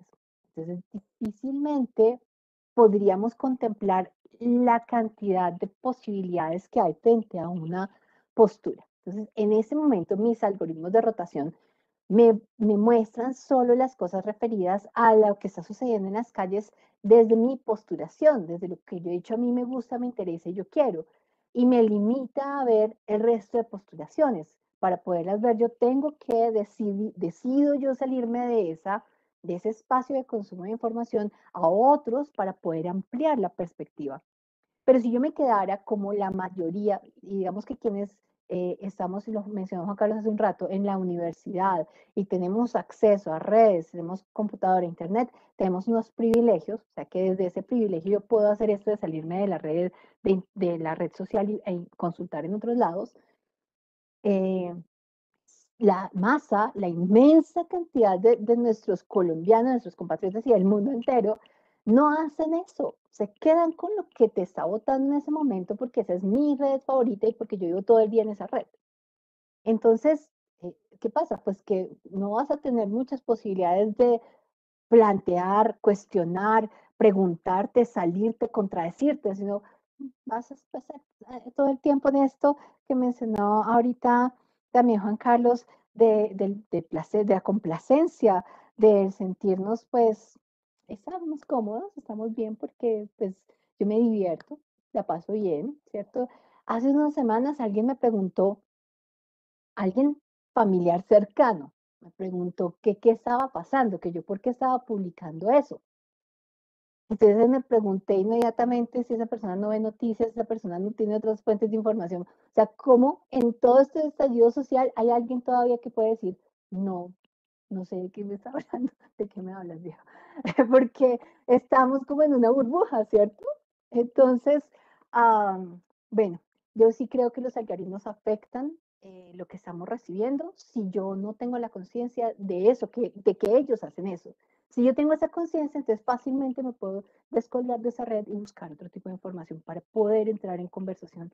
Y es absolutamente necesario el cuestionamiento, la contradicción, la postulación, ponerme en el lugar del otro, ¿no? Y no necesariamente del otro que piensa como yo, sino del otro que está pensando en la otra esquina, en la otra posibilidad. Y desde allí también enriquecer lo que yo estoy pensando, ¿no? Cuestionarlo, bueno, muchas posibilidades. Muchas gracias, Daisy. A propósito de este tema, y pues ya que precisamente se había anunciado ahorita, Juan Carlos, frente a esta posible influencia del algoritmo en la construcción de pensamiento crítico, ¿usted qué dice frente a ello? Yo solamente quiero hacerle una pregunta a toda la audiencia y es, bueno, varias preguntas y quizás ver las respuestas en el chat, porque pues también nos gustaría saber un poco de lo que están opinando y pensando en este momento y es, quizás, ¿cuántos de nosotros, cuando abrimos nuestras cuentas en redes sociales, leímos el contrato que estábamos aceptando? Es que es curioso, porque estamos pensando en cómo las redes sociales pueden ayudarme a construir el pensamiento crítico, pero ¿por qué no entramos a las redes sociales con un pensamiento crítico ya construido? Esa es como la primera pregunta. Y la segunda es, si somos conscientes de que la gratuidad de las redes sociales pues realmente no es tan gratuito, ¿no? Es como yo estoy vendiendo mi información para que me puedan perfilar y ofrecer cierta información específica, hoy día más enfocada en el tema del consumo. Entonces hay, por ejemplo, situaciones donde dicen es que acabo de escribir, no sé, en WhatsApp que necesito una plancha y ya me aparece publicidad de planchas, ¿no? Y digo una plancha porque hay una plancha aquí atrás, me acordé de eso. Pero, pero justamente, ¿no? O por ejemplo, temas de finca raíz, ¿no? Entonces tienes cierta edad, sabemos que puedes estar interesado porque vives en este sector, entonces te vamos a mandar cierta información, lo cual parece muy malévolo, al final puede ser hasta útil, porque ni siquiera nosotros mismos sabemos nuestro propio perfil, cuáles son nuestros propios intereses y al parecer estas redes sociales como que hacen todo ese trabajo de, es que estuviste recorriendo este sector, entonces sabemos que te puede interesar, no sé, que comas buñuelos rellenos más frecuentes, entonces, ¡boom!, te voy a pasar más publicidad de buñuelos rellenos. Entonces, es claro, no sé hasta dónde podemos elevar ese nivel de conciencia de que si estamos lo suficientemente cómodos con que un agente que no conocemos es una máquina, esté manejando esa información por nosotros, eh, o si, pues definitivamente yo tengo que hacer un alto en el camino y decir, momento, o sea, ¿por qué me aparece a mí esta publicidad? ¿Y qué es lo que está pasando con la información? Y hago esa pausa y digo, bueno, aquí hay algo en la configuración de esto que no leí y que no analicé, y es donde empezamos a cuestionarnos también. Entonces ahí está como la doble vía, ¿no? Si estamos construyendo pensamiento crítico por las redes sociales o si deberíamos construir un pensamiento crítico para poder acceder a las redes sociales. Creo que la inmensa mayoría, como dice también la profesora Daisy, pues están al revés, están ya inmersos, ya están aquí, consumiendo un tipo de información que no sabemos cómo están procesando. Muchas gracias, Juan Carlos. Creo que ahí deja precisamente también para nuestra audiencia que entonces se devuelve la misma pregunta de nuestras propias comodidades, de efectivamente nuestras construcciones, de irse a reformular esta noción de la construcción del gusto, de la necesidad y de cómo pues entonces resulta que aparecen unos diálogos allí sobre mis propios viajes, mis pasajes, mis consultas, que me está diciendo hay una posibilidad de construcción. Se siente cómodo con esa construcción, se siente a gusto con esta dinámica o de qué manera, pues pensando en lo que antes nos planteaba la profe Daisy, pues se dice, bueno, si yo conozco eso, entonces de qué manera no genero esa incomodidad, o más bien me planteo el hecho de que no estoy cómodo con eso o planteo esa otra dimensión de pensar si yo he planteado, pensando entonces en los elementos en las situaciones sociales actuales, que si yo tengo claramente una política, pues difícilmente me va a sugerir el grupo de yo apoyo 100% al SMAT. Entonces, si he asumido determinada posición, difícilmente me va a aparecer esa otra y tendré que buscarla, pero ya por mi cuenta, porque de resto, si yo asumo esa perspectiva, que fue una de las cuestiones que inicialmente la profe Daisy nos planteaba de la creación, de la posibilidad de la creación, pero de asumir una perspectiva frente a esa creación, pues que implica esa posición asumida. Bueno, continuando acá, pues acá el profesor Juan Carlos les envió una pregunta a nuestro auditorio, pero pues también de parte por YouTube, a través del profesor Jairo, nos llega la siguiente pregunta, que es, ¿qué diferencia hay entre participación crítica y activismo en la educación virtual? Entonces, Daisy, no sé si quieres asumir esta pregunta. Wow. Es difícil descifrar eso de participación crítica, porque, porque puede ser, yo tengo muchos estudiantes críticos,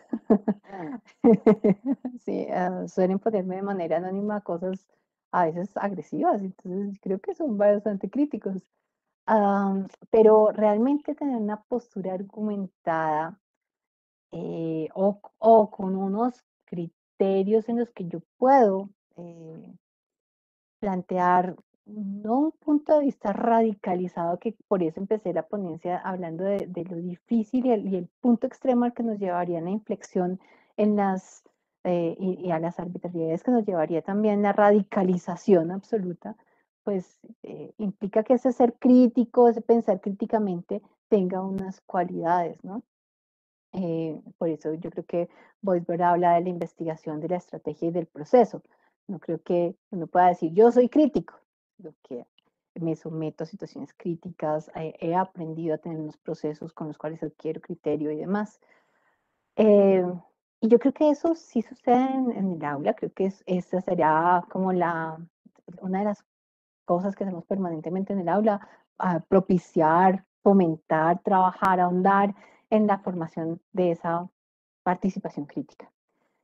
Más el activismo es la posibilidad de aunarse a un movimiento que no necesariamente está al interior del aula, que no necesariamente está cobijado por la escuela, por la universidad, por la academia, sino que mueve o resulta de unas condiciones sociales distintas. Entonces puedo ser activista en lo ecológico, puedo ser activista en el tema de género, puedo ser activista en la defensa de los gatos, puedo ser activista, así como en una diversidad demasiado amplia. ¿Y qué implica que sea activista? Implica que yo asumo una responsabilidad, un compromiso de estar permanentemente, de invertir tiempo, de dedicarme horas voluntariamente, dedicar incluso recursos económicos a ello. O sea, el activismo no es decir yo soy Greenpeace, o yo soy Escudos Azules, o yo soy Primera Línea. No, eso yo puedo decirlo, pero hacerlo, estar allí, comprometer, estar allí. Y permítanme este paréntesis, qué pena yo ando con los paréntesis alborotados hoy. Muchos de los reclamos de los jóvenes de primera línea es que ellos no esperan que nosotros les enviemos dinero o que se les envíen recursos, sino que estemos con ellos. O sea, que haya gente que esté avalando, acompañando, que haya relevo. Eso es lo que necesitamos, eso es realmente lo que hace el activismo. Entonces, bueno, cierro el paréntesis, el ser activo implica una responsabilidad, que lo mencioné también en el texto, muy alta. No puede ser solamente decir, ay, sí, qué tan bonito poner la imagen en negro, pues a favor de las comunidades afro, poner la bandera de la Guardia Indígena, de la Guardia porque me siento. No, eso es somero, eso es fácil. Ser activista implica una responsabilidad alta, política, social, económica. Y bueno, entonces sí creo que hay una distinción. Creo que la escuela fomenta más el pensamiento crítico y pues es ideal que lo haga, la participación crítica. Y a veces nos imaginamos del tema del activismo, pues por todas las consideraciones y responsabilidades que tenemos como institución. Muchas gracias, Daisy. Y antes de darle para que Juan Carlos plantee eso, a propósito de la pregunta que antes había dejado abierta Juan Carlos, Valeria Giraldo nos responde, me permitiré leer porque lo envió a los panelistas, pero pues para que también nuestro público de YouTube, a quien también le enviamos un cordial saludo, un fraternal y solidario saludo, nos plantea lo siguiente. Es curioso lo que dices, porque la idea fundamental de las redes era comunicarse con otras personas. Yo he hecho uso de estas redes desde hace muchos años y las cosas han cambiado de una manera muy abrupta. Ahora las redes se conectan con toda la realidad virtual desde nuestras vidas. ¿Por qué viene el pensamiento crítico a redes? Porque se generó la moda de compartir cada situación que vivimos o que viven nuestros conocidos. Y ahora, al implementar de manera específica estos algoritmos, nos llega información puntual sobre todos nuestros movimientos. Entonces, un poco para esa réplica que hace Valeria Foga a esta pregunta que lanzó ahorita Juan Carlos. Y de paso, pues también para la palabra Juan Carlos frente a la pregunta de ahorita, esa diferenciación entre participación crítica y activismo. Ya soy famosa. Hola Valeria, te saludamos. Sí, definitivamente eres famosa. Estás aquí con el principio del influencer. No, mentira. Bueno, voy a dar un poco como de más, quizás algunos ejemplos prácticos y muy relacionados también a lo que dice la profe Daisy, es que eh, es cuestionarnos sobre nuestro propósito, sobre nuestras creencias y a partir de ahí pensar las causas que queremos apoyar. Y que no solamente queremos apoyar, sino que queremos estar en el campo haciendo una transformación directa en el contexto.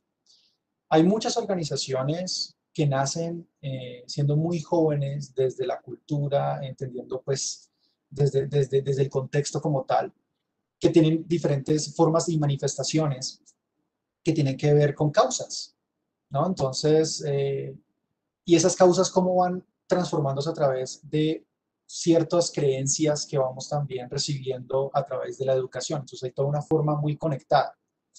El hacer voluntariado se puede considerar hasta un acto muy egoísta, porque a pesar de que yo estoy dándolo todo en una comunidad, el verdadero beneficio me lo llevo yo. La propia transformación directa me la llevo yo, a pesar de que estoy en un ejercicio de doble vía. Y al parecer el voluntariado puede ser que en algunas cosas valorado por nuestro mismo contexto, ¿no? Lo importante es ir a la academia, lo importante es que usted quiera un título, lo importante es que usted se gradúe y que obtenga un trabajo y listo, se acaba. Pero muchas veces el ejercicio de hacer voluntariado desde una perspectiva muy filantrópica y entrar a las causas nos ayuda a entender que definitivamente la academia tiene que estar conectada, definitivamente todo el aparato productivo está conectado y que nos podemos unir fácilmente a diferentes causas, como decía la profe Daisy, el tema de los gatos o el tema de Greenpeace o diferentes organizaciones. Pero tenemos que evaluar internamente realmente cuáles son nuestras causas, porque organizaciones hay muchas. Y lastimosamente las organizaciones sin ánimo de lucro han tenido una muy mala reputación en el país, en un sentido en que algunas han sido creadas para evadir impuestos, algunas han sido creadas con otros fines, pero realmente hay organizaciones que llevan muchos años en la transformación directa de las comunidades, trabajando por la paz, por el empoderamiento juvenil, por el cuidado de los demás, y con unos valores fuertísimos y que están muy arraigadas dentro de lo que yo sigo llamando, pues, es educación de la vida, ¿no? Es una educación muy valiosa que está ahí. Entonces, es difícil decir que hay como un tipo de activismo en línea, ¿no? A menos de que tú tengas una cantidad de poder fuertísimo para poder hacer un activismo online. Porque pues compartir los letreros, como decía también la profe Daisy, y todo lo demás, causa cierto fenómeno esporádico, pero ¿qué sigue pasando? A las comunidades las siguen marginando, las siguen vulnerando, a las comunidades están que siempre han estado allá, aún más hoy día las siguen marginando como tal. Entonces, ha funcionado en algunos momentos para alzar la voz, ¿no? Desde ciertos contextos, pero es muy complejo hablar de ese activismo digital porque se queda en lo digital muchas veces. Ahora, en nuestro contexto, en donde hubo ya una olla a presión y un estallido muy fuerte, porque esto no es gratuito, esto no es esporádico, esto lleva cocinando desde 50 años nomás, básicamente desde nuestra independencia, lleva ahí cocinándose a fuego lento. Ya está, hizo boom, hizo boom, y luego nos preguntamos, no, es que esto es de hoy. No, no, esto es un trayecto histórico larguísimo. Entonces las redes han logrado funcionar para visibilizar muchas cosas y pues como sigo diciendo, hay mucha información que está en el aire que todavía tenemos que seguir procesando. Y que uno se pregunta, ¿pero por qué? ¿Pero por qué? ¿Pero por qué no pasa? ¿Pero por qué sí pasa? ¿Pero qué pasó allá? Y hay muchos porqués sin solución. Entonces quería como hacer ese contraste en que el activismo está ahí, pero siempre y cuando sea presencial y de acuerdo, como dice la profesora Daisy, pero tiene que ver directamente con nuestras causas, con nuestro propósito, con nuestro sentido de vida. La pregunta es, ¿qué hacemos para definir nuestro propósito? ¿Cómo logramos identificar nuestro sentido de vida? ¿O cómo se cultiva? ¿Cómo se come? ¿Qué pasa ahí?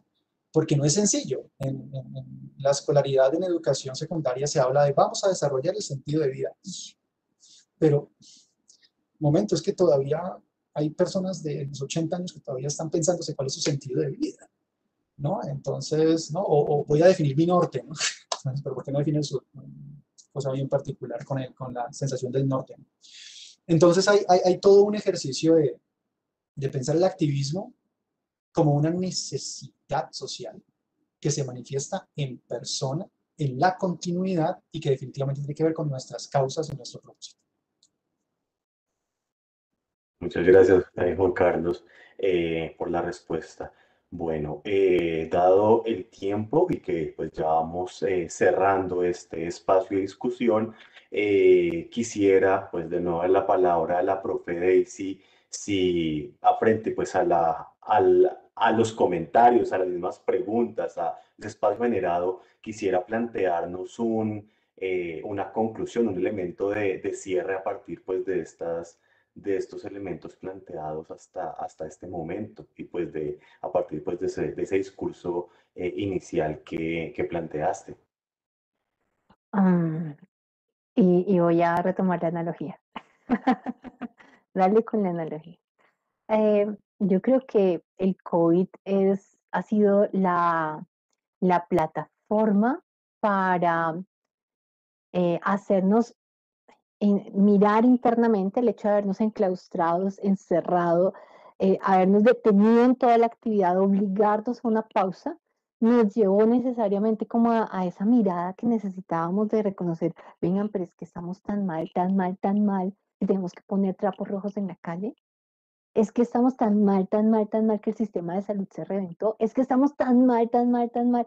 Y entonces encontramos todos, como que nos dimos cuenta que todos los males que nos venían aquejando realmente se nos hicieron carne, hueso, dolor, sudor, impaciencia, depresión y nos llevaron a la calle. Entonces, creo que todo lo que ha pasado con esta pandemia ha sido, digamos, favorable dentro de lo posible para poder pensar en la sociedad enclaustrada que se debe conmocionar, mover a sí misma para que pueda reaccionar frente a lo que está pasando. Y bueno, y eso es lo que estamos viendo hoy. Creo que las redes sociales tienen un papel. En principio, como ustedes lo han dicho también, pues su intención era hacer amigos, era como divertirnos. Mucha gente dice, yo entro a redes sociales para divertirme, no para que me hagan pensar. Yo entro a redes sociales para reírme, no para que me pongan a llorar. Yo entro a redes sociales para, y también le mencionaba ahora a Valeria, para poderme comunicar con la gente que está fuera del país y que vive muy lejos, y allí encontré un recurso con el cual puedo comunicarme. Entonces, sus fines y propósitos no tienen, ni en su contrato establecen, ni en su fundamento establecen formar el pensamiento crítico, formar para la ciudadanía. Eso no está en sus planes. No, no le podemos pedir que lo haga porque no es su propósito. ¿Sí? Es como comercial, pedir al centro comercial que por favor eduque a los ciudadanos. El centro comercial tiene otro propósito. No, no. Entonces, Pero sí, y como Juan Carlos también lo proponía, quizás tenemos otros escenarios, no solamente la escuela, pero sí tenemos otros escenarios donde formar el pensamiento crítico para poder sí introducirnos a las redes, para poder sí consumir. Me queda la preocupación de los niños de 3, 4 años que ya las mamás, los papás les crean perfiles en redes sociales para poder publicar sus fotos y que pues ya tienen perfiles en Facebook antes de tener la edad legal requerida y pues obviamente un pensamiento crítico cero y después de los 8 años, cuando ya tengan la posibilidad de acceder directamente a ellos, bueno, ¿qué va a pasar?